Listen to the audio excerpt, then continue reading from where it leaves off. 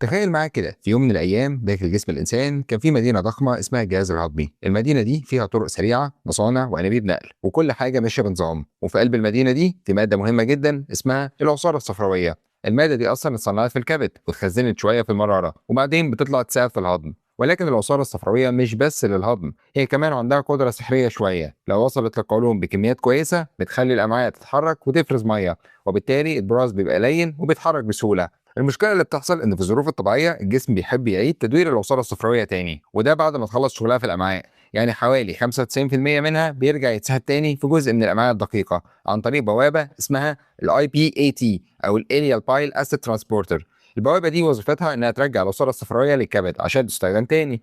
يعني كأن في شركة نقل بتجمع العصارة وترجعها للمخزن. ولكن هنا المشكلة، لو العصارة الصفراوية رجعت كلها تقريبا يبقى القولون ما بيوصلوش كمية كفاية، وساعتها بيحصل بطء في حركة الأمعاء وراس ناشف وامساك مزمن. هنا بقى بيدخل بطل القصه الكونستيباول، واللي بيحتوي على ماده الايلوبيكسبات. الدواء ده قرر يعمل حركه ذكيه جدا، بدل ما يزود حركه الامعاء مباشره زي الملينات التقليديه هو عمل حاجه ذكيه قوي، قفل البوابه. يعني ايه؟ يعني الدواء بيمنع او يقفل الترانسبورتر اللي اسمه اي بي اي تي في اخر الامعاء الدقيقه، وبالتالي العصاره الصفراويه ما بترجعش للكبد فتكمل رحلتها لحد القولون. ولما العصاره الصفراويه توصل للقولون بيحصل تاثيرين مهمين جدا: تزود افراز الميه والاملاح، يعني العصاره الصفراويه تخلي جدار القولون يفرز سوائل، والنتيجه البراز بيبقى اطرى واسهل في الخروج. وكمان تنشط حركه القولون، يعني العصاره الصفراويه تعمل ستيميوليشن لعضلات القولون او تحفزها فتزود البريستاليسيس او حركه الامعاء.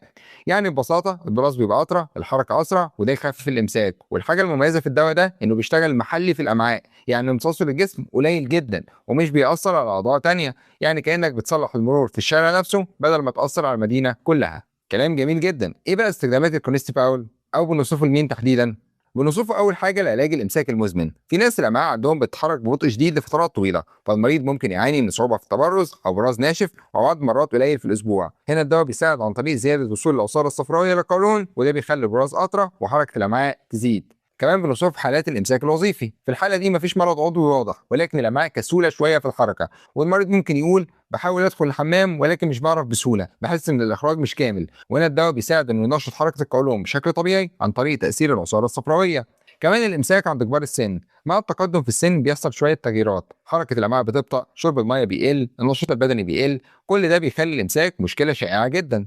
كمان المرضى اللي ما استفادوش كويس من الملينات التقليديه، احيانا المريض بيجرب حاجات زي اللاكتيلوز، السيليوم والبيساكوديل، ولكن بيفضل الامساك موجود. في الحاله دي الطبيب ممكن يختار الكونستيباول لانه بيشتغل بآلية مختلفه تماما، مش مجرد ملاين عادي وخلاص. نرجع بقى لمدينه الجهاز الهضمي. بعد ما الكونستيباول قراص فتح الطريق وخلى العصاره الصفراويه توصل للقولون، الحركه رجعت تاني. ولكن احيانا بيحصل شويه اثار جانبيه بسيطه او اضرار منه، زي مغص بسيط في البطن، لان الدواء بيزود حركه القولون، فبعض الناس ممكن يحسوا بتقلصات خفيفه في البدايه. كمان اسهال بسبب زياده الميه وحركه الامعاء، فالبراز ممكن يبقى لين زياده او يحصل اسهال خفيف. كمان انتفاخات او غازات، مع زياده حركه الامعاء ممكن يحصل شويه انتفاخات او احساس بالغازات. كمان غثيان خفيف، بعض المرضى بيحسوا بعدم ارتياح بسيط في المعده وغالبا بيكون مؤقت. كمان زياده عدد مرات التبرز، يعني بعض المرضى يلاحظوا انهم بيخشوا الحمام اكتر من المعتاد، وده طبيعي لان الدواء اصلا بينشط حركه القولون. والاعراض دي غالبا خفيفه وبتظهر لان الامعاء ابتدت تتحرك تاني بعد فتره بطء، ومعظم المرضى بيتاقلموا عليها بسرعه. طيب ايه بقى موانع استعماله؟ وخلينا نتكلم ببساطه، لان اي دواء مهما كان مفيد فلازم نعرف مين ينفع ياخده ومين لا. اول حاجه ممنوع نديه في حاله انسداد في الامعاء. لو الامعاء فيها انسداد فعلي الدواء ما ينفعش يتاخد، لان الدواء اصلا بيزود حركه القولون، ولو في انسداد ممكن يسبب الم شديد ومضاعفات. وحتى لو الانسداد ده مش مؤكد لكن الطبيب شاكك فيه، فالافضل نوقف الدواء لحد ما يتم التشخيص. كمان ممنوع في حالات الامراض الالتهابيه الشديده في الامعاء، زي التهاب القولون التقرحي او مرض كرون، لان زياده العصاره الصفراويه في القولون ممكن تزود التهيج في الحالات ديت. كمان ممنوع في حاله وجود الم بطن غير معروف السبب. لو المريض عنده مرض شديد او الم بطن غير مفسر ما ينفعش ندي ملين قبل ما نعرف السبب. كمان ممنوع في حاله وجود حساسيه من الماده الفعاله. لو المريض عنده حساسيه معروفه من ماده الالبوكسبيت او اي مكون في الدواء فوقتها ممنوع. والفكره الاساسيه ان الدواء ده ممتاز في علاج الامساك المزمن، ولكن لازم نتاكد ان الامعاء مفتوحه وسليمه الاول قبل ما نستخدمه. طيب ايه هي جرعه الكونستيباول؟ الجرعه المعتاده للبالغين بتكون 10 مللي جرام مره واحده يوميا، يعني غالبا قرصين 5 مللي جرام مع بعض، والافضل يتاخدوا قبل الفطار. والسبب ان الدواء بيشتغل مع افراز العصاره الصفراويه اللي بيزيد مع الاكل، فده بيساعد ويدي تاثير افضل على حركه الامعاء. وخد بالك ان الجرعه ممكن تزيد لحد 15 مللي جرام يوميا لو الامساك لسه شديد، ودي اقصى جرعه ممكن تتاخد يوميا. وبما اننا عرفنا الدواء فخليني بقى اجاوبك على اهم الاسئله اللي الناس بتسال عنه في الصيدليه. واول سؤال، هل الكونستيباول ملين عادي ولا مختلف؟ الجواب باختصار ان الكونستيباول مش ملين تقليدي، ولكنه دواء مختلف بآلية عمل جديده. طب ليه؟ الملينات العاديه غالبا بتشتغل عن طريق زياده الميه في البراز زي اللاكتيلوز، او تحفيز حركه الامعاء مباشره زي البيساكوديل. اما الكونستيباول فبيشتغل بطريقه مختلفه، لانه بيمنع اعاده امتصاص العصاره الصفراويه في نهايه الامعاء الدقيقه عن طريق تثبيط ناقل اسمه اليال بايل اسيد ترانسبورتر، وده بيخلي كميه اكبر من العصاره الصفراويه توصل للقولون. والعصاره الصفراويه هنا بتزود حركه الامعاء وتزود افراز الميه في البراز، عشان كده بنصنف الدواء طبيا على انه IPAT inhibitor لعلاج الامساك المزمن ومش ملين تقليدي. طيب امتى بقى الكونستيباول بيبدا مفعوله؟ الكونستيباول غالبا بيبدا مفعوله خلال اول يوم من الاستخدام، واحيانا خلال اول 6 ل 24 ساعه بعد الجرعه، وده لان الدواء بيزود وصول العصاره الصفراويه للقولون، والعصاره الصفراويه دي بتنشط حركه الامعاء وتزود افراز الميه في البراز. عشان كده كتير من المرضى بيلاحظوا حدوث التبرز في نفس اليوم او اليوم الثاني من الجرعه. طيب هل ينفع الكونستيباول للاستخدام الطويل؟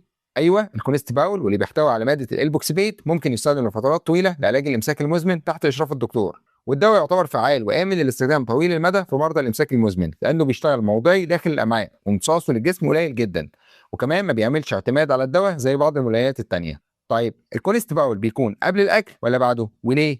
الكونستيباول واللي بيحتوي على ماده الالبوكسيبيت بيتاخد قبل الاكل، ويفضل قبل الفطار بحوالي 30 دقيقه. طب ليه؟ لان الدواء بيشتغل عن طريق زياده وصول العصاره الصفراويه للقولون، وافراز العصاره الصفراويه بيزيد طبيعيا لما الاكل يدخل المعده. فلما الدواء يتاخد قبل الاكل بيكون موجود وقت افراز العصاره، فبيمنع اعاده امتصاصها ويخلي كميه اكبر توصل للقولون. وفي النهايه لازم نفتكر ان الامساك المزمن مش دايما بيتعالج بنفس الطريقه، والكونستيباول واحد من الادويه الحديثه اللي بيشتغل بطريقه مختلفه عن الملينات التقليديه، عن طريق زياده وصول العصاره الصفراويه للقولون وتنشيط حركه الامعاء. ولكن الاهم دايما ان العلاج يكون بناء على تشخيص صحيح للحاله. لو الحلقه فادتك ما تنساش تعمل لايك، تشترك في القناه وتفعل زر الجرس عشان يوصلك كل جديد.